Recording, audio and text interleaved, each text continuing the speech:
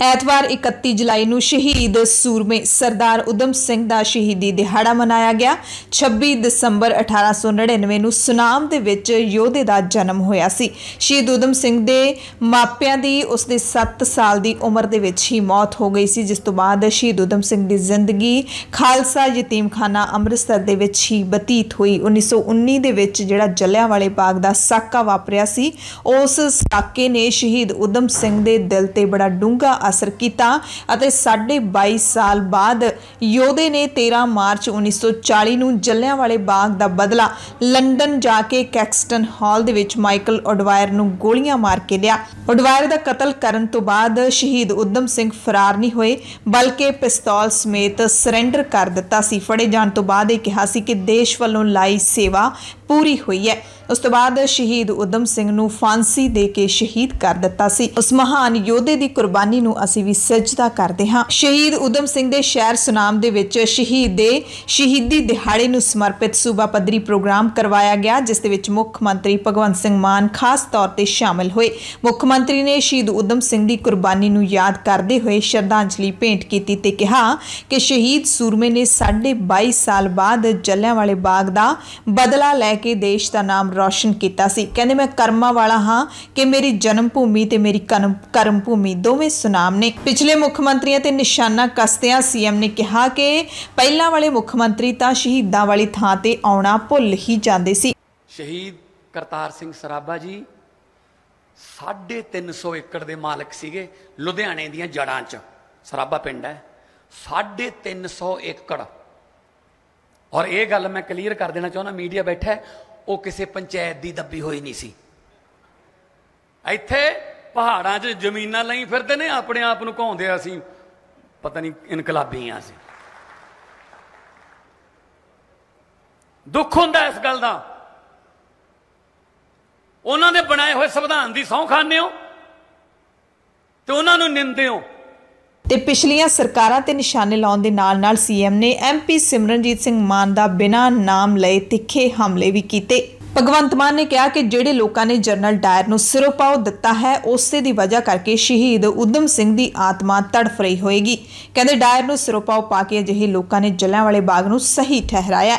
CM ਮਾਨ ਨੇ ਕਿਹਾ ਕਿ ਕੁਝ ਲੋਕਾਂ ਨੇ ਇਤਿਹਾਸ ਪੜ੍ਹਿਆ ਹੀ ਨਹੀਂ ਹੈ, ਇਸੇ ਕਰਕੇ ਉਹ ਸ਼ਹੀਦ ਭਗਤ ਸਿੰਘ ਤੇ ਸਵਾਲ ਚੁੱਕ ਰਹੇ ਨੇ। ਕਹਿੰਦੇ ਸ਼ਹੀਦ ਭਗਤ ਸਿੰਘ ਦੀ ਸ਼ਹੀਦੀ ਤੇ ਸਵਾਲ ਚੁੱਕਣਾ ਚੰਨ ਤੇ ਥੁੱਕਣ ਦੇ ਬਰਾਬਰ ਹੈ। ਉਹਨਾਂ ਕਿਹਾ ਕਿ ਜਦੋਂ ਅਸੈਂਬਲੀ ਦੇ ਵਿੱਚ ਬੰਬ ਸੁੱਟਣਾ ਸੀ ਤੇ ਚੰਦਰ ਸ਼ੇਖਰ ਆਜ਼ਾਦ ਨੇ ਜਿਹੜੀ ਲਿਸਟ ਤਿਆਰ ਕੀਤੀ ਸੀ, ਉਹਦੇ ਵਿੱਚ ਭਗਤ ਸਿੰਘ ਦਾ ਨਾਮ शामिल नहीं सी। भगत सिंह ने जिद करके अपना नाम शामिल करवाया सी ते तर्क दिता सी कि जदों अंग्रेज हुकूमत उन्हां नूं फड़ेगी, मुकदमा चलेगा तां ओह प्रेस दे सामने अंग्रेजी दे विच भारत दी आज़ादी बारे अपना पक्ष मजबूती नाल रख सकणगे। पढ़िया नहीं करया नहीं उन्हां बारे बोलण लग जांदे आ। जिस दिन असैंबली च बंब सुट्टना सी, ओह बंब जिहड़ा मारन वाला नहीं सी, आवाज़ करन वाला सी। गोरी हुकूमत दे बोली हुकूमत दे कन्न खोलण लई जिस दिन प्लैनिंग बनी कि बंब सुट्टना, उहदे विच शहीद भगत सिंह दा नाम नहीं सीगा जी, बुकटेश्वर दत्त दा सी, होर साथियां दा सी। चंद्र शेखर आजाद जी पार्टी दे प्रधान सी नौजवान सभा दे। शहीद दे आजम भगत सिंह ने जदों लिस्ट देखी कि मेरा नाम नहीं हैगा, उन्हें सब तो थले अपना नाम आप ही पा लिया। तो जो लिस्ट गई चंद्र शेखर आजाद जी को, तो उन्होंने गुस्सा किया कि भगत सिंह आ की किया तू, तेनू पता है कि इन्ना जिन्ने भी बंब सुट्टन जाणगे उन्होंने गिरफ्तारियां देनियां ने, ते तेरे ते 302 का मुकदमा चलता लाहौर च, तेनू उत्थे ले जाके फांसी दे देणगे। तां शहीद आज़म भगत सिंह ने कहा ठीक है पंडित जी, सही कह रहे हो, सानू फड़नगे, पर सर देखो तो सही, इन्हां 10 दे विचों अंग्रेजी बोलने वाला कल्ला मैं हाँ। असी की करांगे, कोई वकील नहीं करते, असी अपना मुकदमा आप लड़ांगे। असी कोर्ट दे विच कचहरी दे विच प्रैस बुलाया करांगे। असी सारियां गल्लां, पार्टी दा सारा आइडियोलॉजी, पार्टी दी सारा रोड मैप, पार्टी दी सारी जिहड़ी विचारधारा है ਉਹ कोर्ट के थ्रू प्रैस के छपावांगे। ये अपनी विचारधारा ਉੱਪਰ ਆਊਗੀ ਜੀ। ਪਾਰਟੀ ਨੂੰ ਇਸ ਵਕਤ ਲੋੜ ਹੈ ਕਿ ਆਪਾਂ ਉਹਦਾ ਪ੍ਰਚਾਰ ਕਰੀਏ, ਫਿਰ ਕੀ ਹੋਗਾ ਜੇ ਫਾਂਸੀ ਦੇ ਦੇਣਗੇ। ਮੁੱਖ ਮੰਤਰੀ ਭਗਵੰਤ ਮਾਨ ਨੇ ਸਿਮਰਨਜੀਤ ਸਿੰਘ ਮਾਨ ਦੇ ਸਾਡੂ ਤੇ ਵੀ ਗੰਭੀਰ ਇਲਜ਼ਾਮ ਲਾਏ, ਯਾਨੀ ਕਿ ਸਾਬਕਾ ਮੁੱਖ ਮੰਤਰੀ ਕੈਪਟਨ ਅਮਰਿੰਦਰ ਸਿੰਘ ਨੂੰ ਵੀ ਘੇਰਿਆ। ਉਹਨਾਂ ਕਿਹਾ ਕਿ ਮੁਗਲਾਂ ਤੋਂ ਲੈ ਕੇ ਅੰਗਰੇਜ਼ੀ ਹਕੂਮਤ ਤੱਕ ਕੈਪਟਨ ਅਮਰਿੰਦਰ ਸਿੰਘ ਦੇ ਪਰਿਵਾਰ ਨੇ ਤਤਕਾਲੀ ਹਕੂਮਤਾਂ ਦੀ ਸਿਰਫ ਗੁਲਾਮੀ ਹੀ ਕੀਤੀ ਹੈ ਤੇ ਪੰਜਾਬੀਆਂ ਨੂੰ ਸ਼ਹੀਦ ਕਰਵਾਇਆ। ਕਹਿੰਦੇ ਪਟਿਆਲਾ ਮਹਿਲ ਦੇ ਵਿੱਚ ਤਾਂ ਹੁਣ ਵੀ ਅੰਗਰੇਜ਼ੀ ਹਕੂਮਤਾਂ ਦੇ ਨਾਲ-ਨਾਲ ਕੈਪਟਨ ਅਮਰਿੰਦਰ ਸਿੰਘ ਦੇ ਪੂਰਵਜਾਂ ਦੀਆਂ ਤਸਵੀਰਾਂ ਲੱਗੀਆਂ ਹੋਈਆਂ ਨੇ। ਸਿਰਫ ਇੰਨਾ ਹੀ ਨਹੀਂ, ਮੁੱਖ ਮੰਤਰੀ ਭਗਵੰਤ ਮਾਨ ਨੇ ਐਮਪੀ ਸਿਮਰਨਜੀਤ ਸਿੰਘ ਮਾਨ ਅਤੇ ਕੈਪਟਨ ਅਮਰਿੰਦਰ ਸਿੰਘ ਦੇ ਪੂਰਵਜਾਂ ਤੇ ਨਿਸ਼ਾਨਾ ਲਾਉਂਦੇ ਹੋਏ ਇਤਿਹਾਸ ਨੂੰ ਗਲਤ ਤਰੀਕੇ ਨਾਲ ਹੀ ਪੇਸ਼ ਕਰ ਦਿੱਤਾ। ਕਹਿੰਦੇ ਕੈਪਟਨ ਦੇ ਪੂਰਵਜਾਂ ਦੇ ਹਸਤਾਖਰ ਕਰਕੇ ਹੀ ਸ਼ਹੀਦ ਸੇਵਾ ਸਿੰਘ ਠੀਕਰੀਵਾਲਾ ਨੂੰ ਫਾਂਸੀ ਦੀ ਸਜ਼ਾ ਦਿੱਤੀ ਗਈ ਸੀ, ਜਦਕਿ ਇਤਿਹਾਸ ਮੁਤਾबिक ਸੇਵਾ ਸਿੰਘ ਠੀਕਰੀਵਾਲਾ ਨੂੰ ਭਾਵੇਂ ਪਟਿਆਲਾ ਰਿਆਸਤ ਨੇ ਹੀ ਗ੍ਰਿਫਤਾਰ ਕੀਤਾ ਸੀ, ਪਰ ਸੇਵਾ ਸਿੰਘ ਠੀਕਰੀਵਾਲਾ ਦੀ ਮੌਤ ਫਾਂਸੀ ਨਾਲ ਨਹੀਂ ਬਲਕਿ 9 ਮਹੀਨੇ ਦੀ ਲੰਮੀ ਭੁੱਖ ਹੜਤਾਲ ਕਰਕੇ ਹੋਈ ਸੀ। ਸੇਵਾ ਸਿੰਘ ਠੀਕਰੀਵਾਲਾ ਨੂੰ ਖੜਿਆਲ ਦੀ ਅਕਾਲੀ ਕਾਨਫਰੰਸ ਦੇ ਕੇਸ ਵਿੱਚ 3 ਸਾਲ ਦੀ ਸਜ਼ਾ ਹੋਈ ਸੀ ਤੇ ਜੇਲ੍ਹ ਦੇ ਵਿੱਚ ਮਾੜੇ ਵਤੀਰੇ ਦੇ ਖਿਲਾਫ ਉਹਨਾਂ ਨੇ ਭੁੱਖ ਹੜਤਾਲ ਕੀਤੀ ਸੀ। ਇਹ ਇਤਿਹਾਸ ਬੋਲਦਾ ਹੈ। ਜਦਕਿ ਮੁੱਖ ਮੰਤਰੀ ਮਾਨ ਨੇ ਕਿਹਾ ਕਿ ਸੇਵਾ ਸਿੰਘ ਠੀਕਰੀਵਾਲਾ ਦੀ ਜਿਹੜੀ ਮੌਤ ਹੈ ਉਹ ਫਾਂਸੀ ਕਰਕੇ ਹੋਈ ਸੀ। कैप्टन अमरिंदर दे पुरखियां दे साइन ने शहीद सेवा सिंह ठीकरीवाला दी फांसी देण दे हुक्मां ते उन्हां दी जेल च फांसी दित्ती गई है। 18-19 जनवरी नूं ठीकरी वाले फिरदे हुंदे ने, उन्हां नूं भी शहीद कही जांदे ने जिहड़े आप ही हत्थी आर्डर दित्ते ने। जिस वेले इनकलाब जिंदाबाद दा नारा ला रहे सी ना भगत सिंह होरी, उस वेले अंग्रेज़ों ने पूछा यह की है, तो कैप्टन के बड़े वडेरिया ने कहा कुछ भड़के हुए नौजवान ने जी, एवं कमले जे हैगे ने, ये कोई इनकलाब नहीं होंदा। तो उन्होंने तो उम्मीद कर लोगे तुसीं पंजाब वास्ते कुछ कर देणगे। ये तो आपां नूं ही करना पऊगा। ये अपने वाली वैरायटी ठीक है, देसी। घट्टो घट्ट कोई घपला तो नहीं किया प्यो दादे ने, घट्टो घट्ट किसी गल्लों काने तो नहीं है। शहीद उधम सिंह दे शहीदी दिहाड़े मौके मुख मंत्री भगवंत मान ने बिजली के बिलों को लैके एक होर वड्डा ऐलान किया। मान ने कहा कि सरकार ने 1 जुलाई तो 600 यूनिट मुफ्त बिजली देने का वादा पूरा किया है। इस विच किसी भी तरह की किलोवाट की शर्त नहीं रखी गई है। सीएम मान ने कहा कि सितंबर दे विच 50 लाख लोगों का बिजली का बिल जीरो आऊगा, जबकि 1 जनवरी 2023 तो पंजाब के 74 लाख परिवारों के विचों 68 लाख परिवारों का बिजली का बिल जीरो आना शुरू हो जाएगा।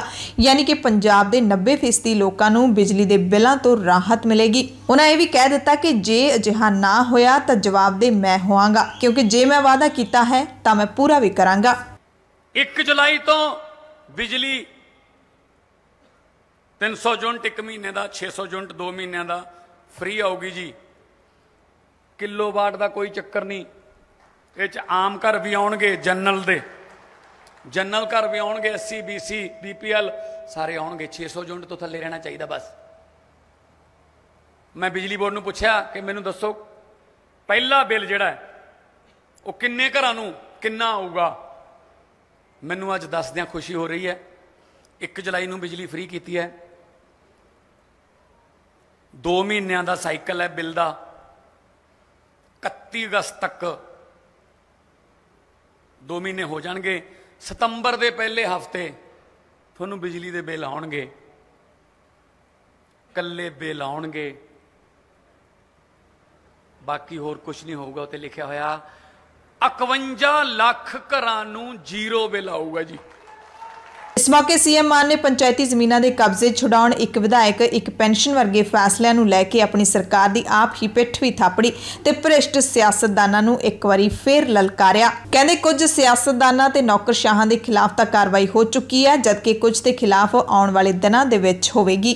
मैं तुहानूं कहा सी आ स्कीमां देवांगे, गारंटियां भी दित्तियां। गारंटियां तो बिना भी जमीनां छडाउण की गारंटी तो नहीं दित्ती सी। 9053 एकड़ छड़ा चुके हुण तक। 9053 एकड़ कोई फॉरेस्ट दी है, कोई ओदी है। MLA की पेंशन कट्टण की गारंटी तो नहीं दित्ती सी। सब तो पहला वही काम किया, एक MLA एक पेंशन लैनी है, लो नहीं सत श्री अकाल। बहुत सेवा होगी, तुसी बहुत सेवा कर ली, थोड़ी सेवा तो ही दुखी हाँ सी बस।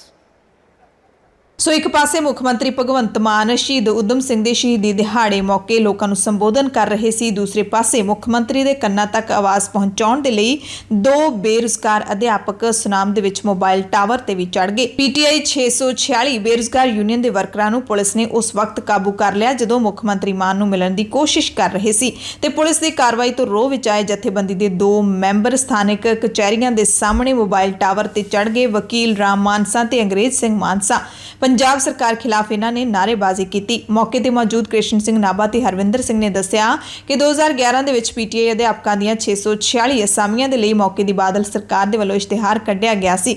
ਉਸ ਤੋਂ ਬਾਅਦ ਹੁਣ ਤੱਕ ਲਗਾਤਾਰ 4 ਮੁੱਖ ਮੰਤਰੀ ਪੰਜਾਬ ਦੀ ਸੱਤਾ ਵਿੱਚ ਆਏ ਪਰ ਇਹਨਾਂ ਪੀਟੀਆਈ ਬੇਰੁਜ਼ਗਾਰ ਅਧਿਆਪਕਾਂ ਦੀ ਹਾਲੇ ਤੱਕ ਨਹੀਂ ਸੁਣੀ।